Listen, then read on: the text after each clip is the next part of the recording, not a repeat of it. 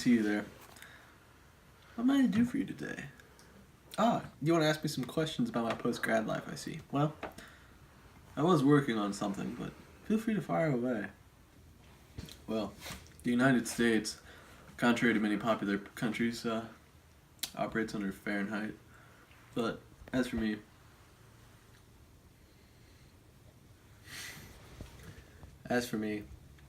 my degree is in English, concentration in literature.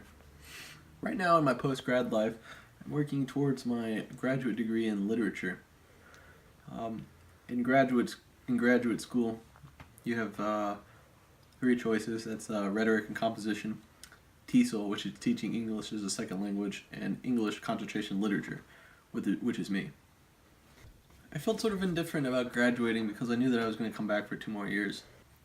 I told my dad that he should check back in with me in a couple years to really gauge my excitedness about the whole thing. And let me tell you what, for the amount of work that I'm doing right now, I will be very, very happy to graduate. I would like my job. I think that's probably my ultimate goal. And I really hope that it gives me time to sit down and read as much as I'd like to read. If you'll examine these books right here, these are all books that I'd like to read. And by not reading them, that is working towards my goal of being able to one day read them. Here's some of the books that I'm reading now.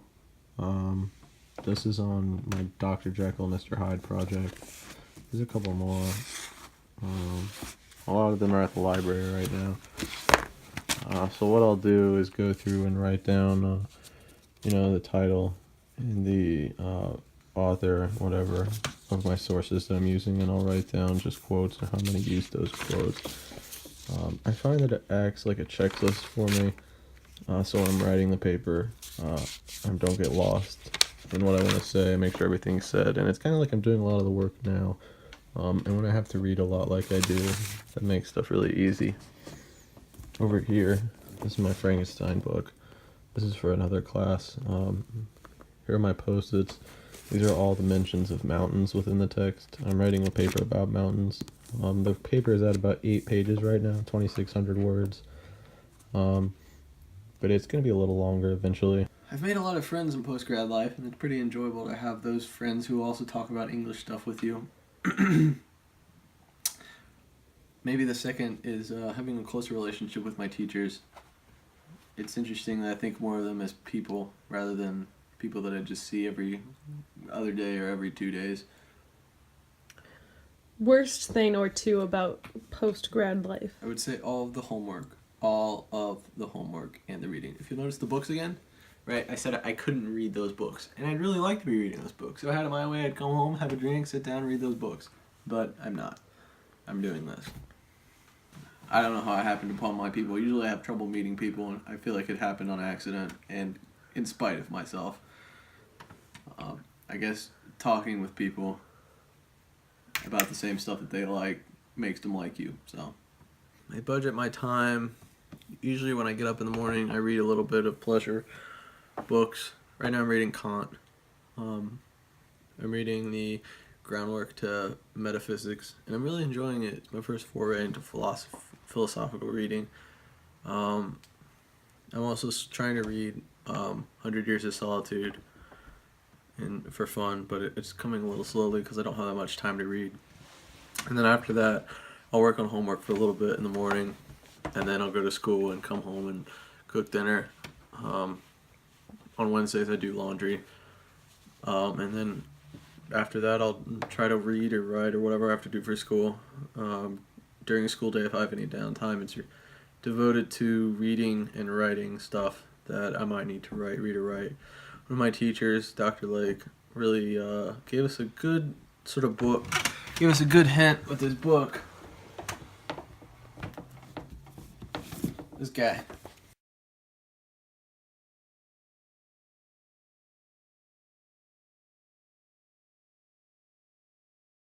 It's about budgeting your time and really sticking to that, trying to give yourself time to do tasks that are harder for you to do, tasks that are easier for you to do.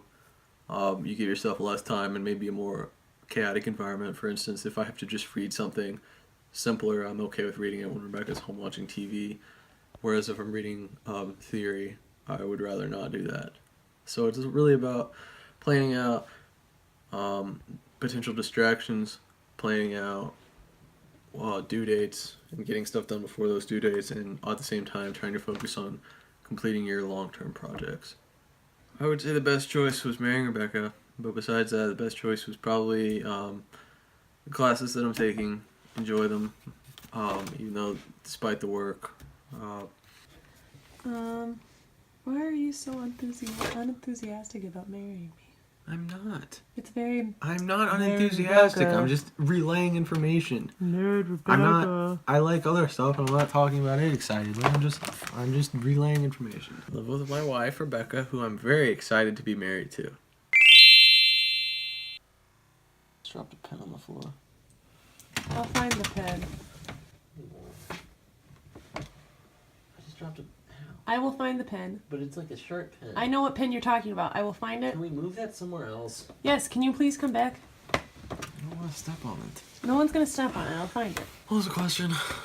Oh, okay. So, yeah, we live in... Cost of living. So the cost of living is... there's a steady rate for apartments, cable, electric a month. And then besides that, groceries are like $60 a week, maybe 50, and then gas is $20 a week. So it adds up to like $1,000 a month, maybe less. In the end, we have like $400 or $300 of leeway, which we do a good job sticking to, except for this month because it's Christmas. But it's sort of in the budget with our savings, so it'll be okay. How do you stay inspired / motivated? I would say thinking about the rest of my life. I think about not wanting to do stuff that I don't want to do, and it keeps me doing the stuff that I don't want to do now. I would say that grad school or college had made me less prepared for grad school in a way because I thought I could rely on the same habits as earlier, which I cannot. These include not working on papers till late in the semester, and it is currently late in the semester, and I wish I had started earlier. Do what you want to do. I would say that you should remember that your life's long, and that you shouldn't just do something because you think you should do it. You should really do something that you want to do. Personally, I don't think an office job would be all that fulfilling for me, but if it's fulfilling for you, you should do it. And just because I say it's not fulfilling for me, that doesn't mean that you should alter your decision in any way. This can go to anything. You should not focus on whether it's fulfilling or meaningful or whatever for someone else.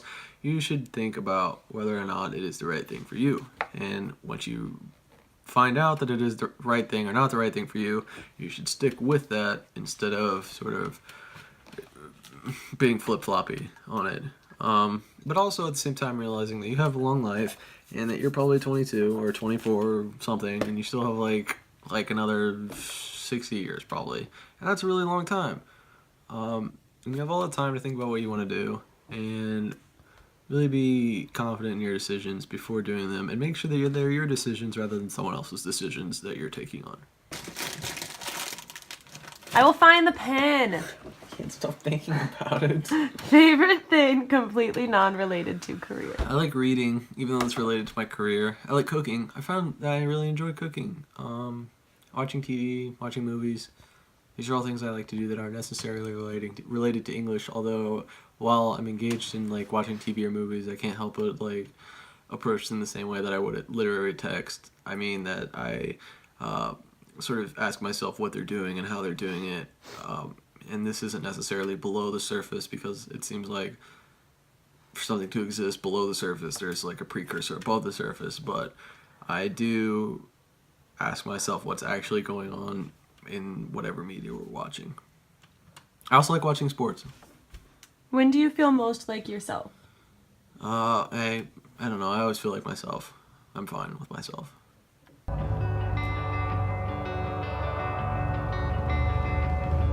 trying to find the next one. Right now I'm in my post-grad. Excuse me. It's not even homework anymore. It's just work that I do at home. I like teaching. Teaching's fun. But at the same time, I also don't like teaching because it's a pain in the ass and you have a lot of homework. Don't use that. Okay. I like teaching sometimes.